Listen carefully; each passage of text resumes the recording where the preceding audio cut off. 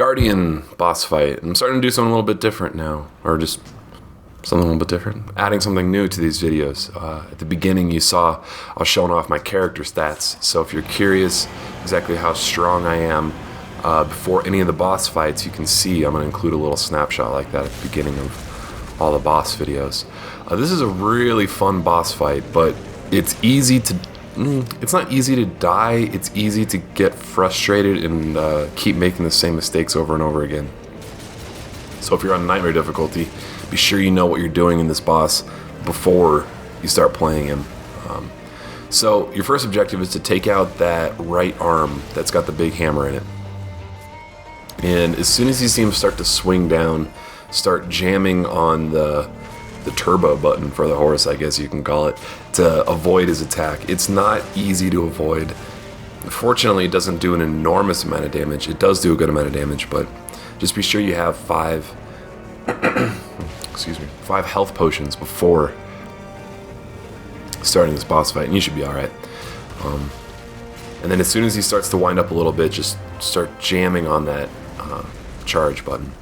And then get to a spot where you can shoot those explosive bombs on his arm, conveniently placed on his arm, and then run to the front of his body, and like right on that hammer you'll see a little grapple point.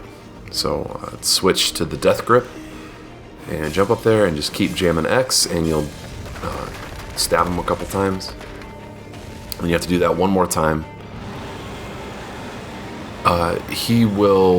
He's got 2 different attack patterns, basically. They will change after you, or his attack patterns will change after you get this jewel the second time. So get to the front of him, hit that jewel, and now we're on to the second half of the boss. This part is kind of fun. It took me a little bit of time to figure out the first time I played him.